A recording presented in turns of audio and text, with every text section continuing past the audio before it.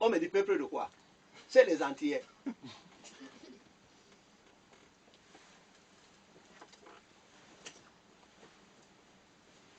Bien.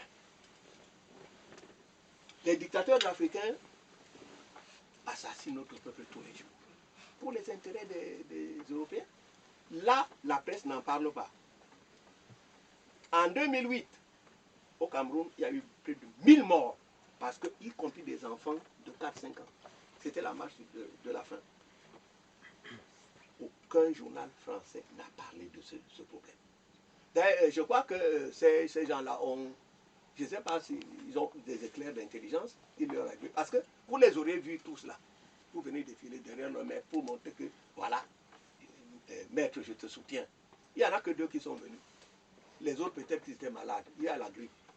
Ils avaient peur de la grippe.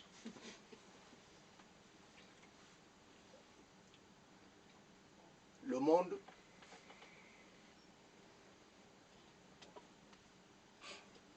ce que je dis, Clarissa a été tuée par son propre frère. Nous devons arrêter de nous détruire vraiment pour des gens pour qui nous n'avons aucune importance. Parce que nous-mêmes, nous nous livrons à ce genre de situation. Je ne vois pas comment un Français vient en Afrique, il a des droits, il fait ce qu'il veut. Un Africain déporté arrive en Afrique, il n'a aucun droit, aucun. Ça dit qu'on lui demande un passeport, il donne le premier, on dit le deuxième passeport. On dit comment? Tu es seul, non, il faut te foutre 2. Ah, tu n'as pas 2 passeports, non? Alors, reprends la route. Si tu prends 2 options, comment tu as fait quoi avec 2 passeports? Il faut donc que notre tête change. Vraiment, il faut que les Noirs changent totalement. Ces événements-là, l'histoire est en train de se répéter. L'histoire se répète là. Ces gens-là se sont toujours battus parce qu'ils voulaient dominer le monde. Chacun veut diriger le monde. Les Arabes veulent diriger le monde. Les Européens veulent diriger le monde. Ils se mettent partout. Maintenant, ok, ils s'affrontent. Il est dommage que à Niamey, vous voyez des trucs. Allah Akbar, des jeunes noirs dans la rue. Allah Akbar, Allah Akbar, Allah Akbar. Dès qu'il a fini, moi j'étais en Mauritanie. Mais allez dans les pays arabes. Mais un noir n'a aucun droit dans un pays arabe. Aucun.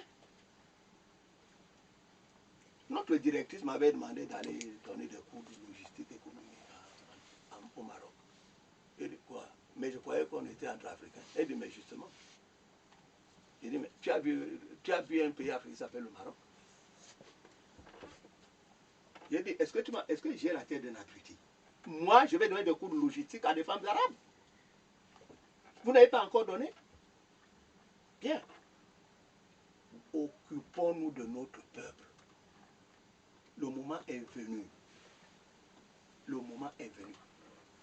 D'abord, je ne sais pas pourquoi nous voulons plaire aux gens.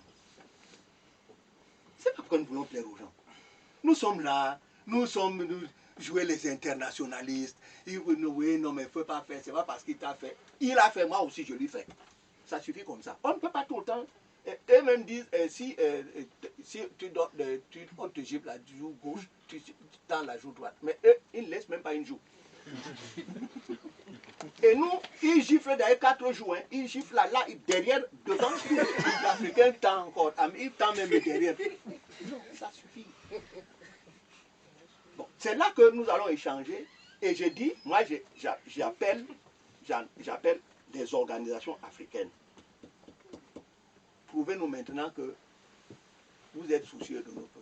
J'ai dit que les organisations de Paris là doivent se retrouver pour faire une seule organisation dans laquelle nos compatriotes déportés font partie à part entière. S'ils n'ont pas encore ces droits en Afrique, parce que nous, on n'est pas encore au pouvoir, déjà, donnons-leur le droit à savoir que tout ce que nous faisons ici, ils sont concernés.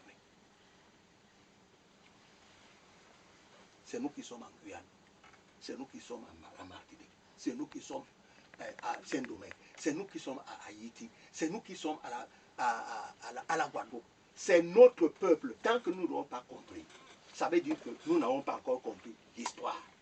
Et le jour où nous comprendrons que maintenant, nous avons compris l'histoire, vous allez voir que notre potentialité intellectuelle sera telle que nous allons reprendre la place de nos ancêtres, les pharaons d'Égypte.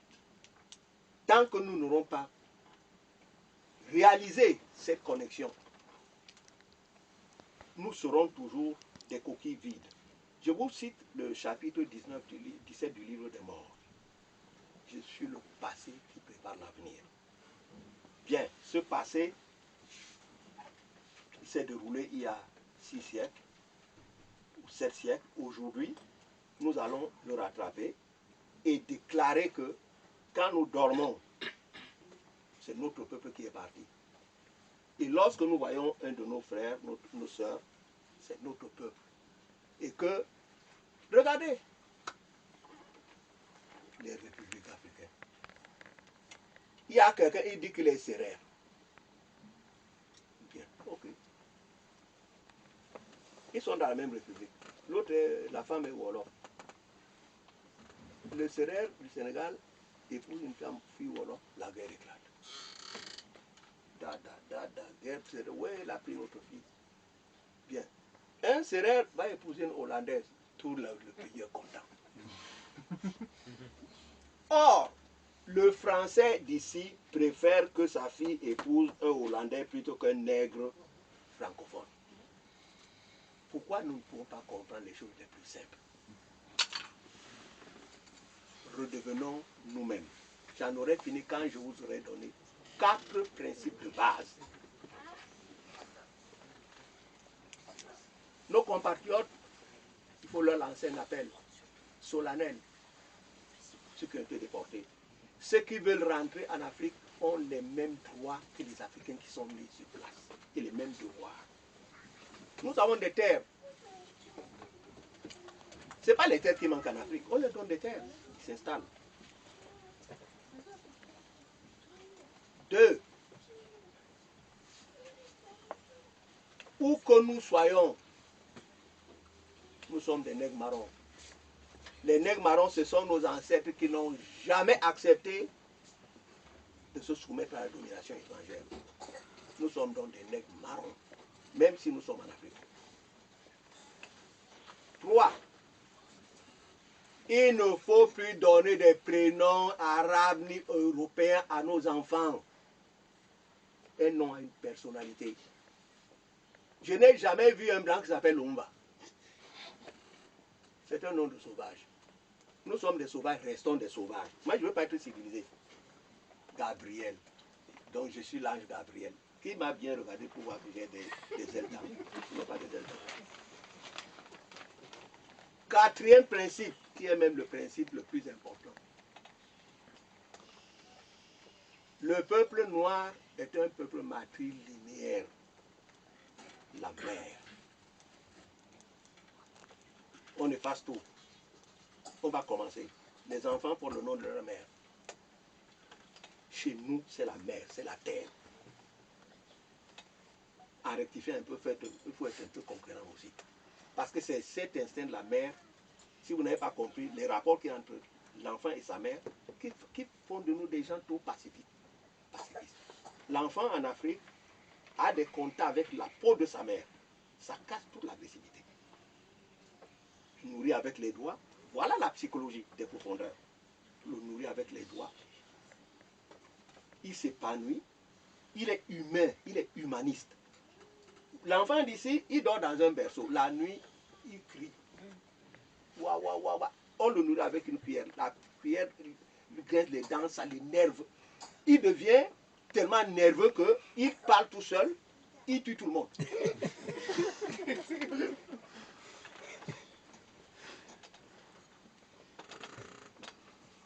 Devenons nous-mêmes. Je rappelle que quand c'est ce que je disais avec le frère là tout à l'heure, le panafricanisme est un projet politique. Il mène à la renaissance. La renaissance, ce n'est pas du bricolage. C'est-à-dire que quand disons que nous sommes en train de parler de la renaissance, elle va prendre du temps. Ça veut dire que nous nous retrouverons dans l'Afrique où nous étions nous-mêmes, nous étions seuls. Il n'y avait pas de blancs. Ces gens, on prend une loupe, on ne voit pas. Il n'y a que des noirs. Donc on ne peut pas être panafricain et être musulman. Ce n'est pas possible. On ne peut pas être panafricain et être chrétien. Ce n'est pas possible. Ce n'est pas compatible. C'est pour ça qu'on ne peut pas être panafricain et s'appeler Joseph. Bon, il y a des noms de pharaons. Bon, mais soyons un peu plus fiers. Créons nous-mêmes aussi. Portons des noms de pharaons. Nous sommes descendants de pharaons. Quand nous aurons commencé après avec ces habitudes, ces traditions, vous allez voir dans 30 ans comment notre peuple va se modeler. Parce qu'une fois que nous prenons soin de nous, vous allez voir comment notre cerveau va commencer à fonctionner d'une autre manière. Tous les autres peuples sont solidaires entre eux, surtout lorsqu'ils sont à l'extérieur. Nous sommes les seuls. On ne s'aime pas. Ça aussi, c'est la manière dont on nous a... C'est ce que j'appelle le syndrome de Willie Lynch. On dressait, ça dit que Willie Lynch était un spécialiste pour dresser les nègres contre les nègres.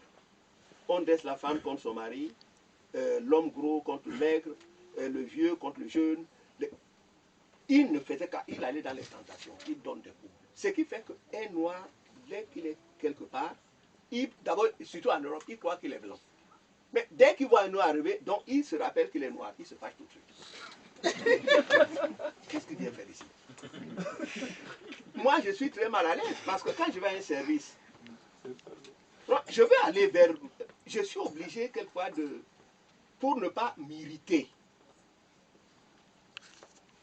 Je préfère ne pas avoir affaire à nos compatriotes. Parce que, comme moi je crois que j'ai un minimum de fierté, et puis je sais que je suis noir, je ne peux pas toucher.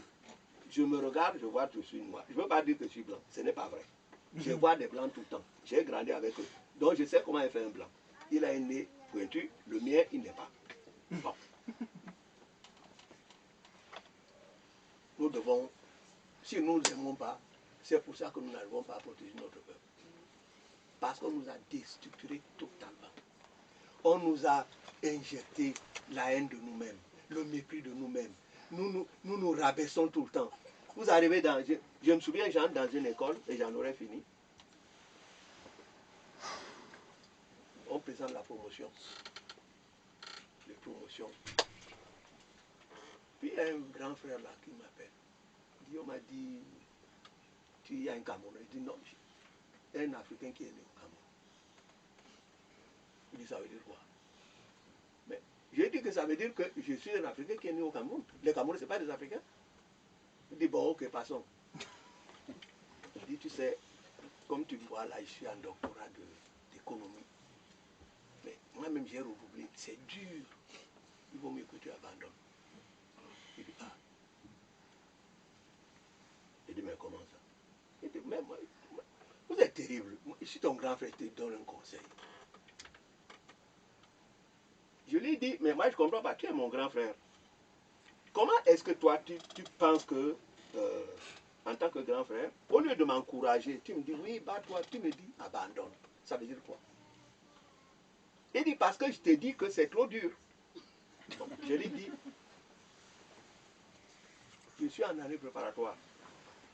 Dans 3 ans, tu viendras me voir soutenir mon diplôme ici. J'ai dit parce que il y aura, quelles que soient les catastrophes, à moins que la terre s'écroule, il y aura un seul étudiant qui finira l'année, c'est moi. Mais tu es gonflé, tu es prétentieux. Hein? J'ai dit, dégage. Et puis on s'est oublié. Et puis, comme par hasard, je ne sais pas si c'est les ancêtres, le jour où je vais relier mon mémoire au quartier latin, je le vois qui arrive très bien, vêtu tout, nœud papillon, quand la veste est blanche, le pantalon est noir, quand le pantalon est noir, la veste est blanche. Il me dit, mais il était tout le temps à l'ambassade du Cameroun. Comment tu vas? Je dis non, ça. Moi j'avais complètement oublié, mais qu'est-ce que tu fais là? Je dis non, je suis venu faire relier mon mémoire. Il dit, mémoire de quoi? De l'Institut. Tu aimes? C'est là que je me suis souvenu. J'ai dit, mais je t'avais dit non. C'est pas vrai. J'ai dit, mais c'est vrai. Hein? Bon, j'en ai fini et j'espère que nous allons essayer d'échanger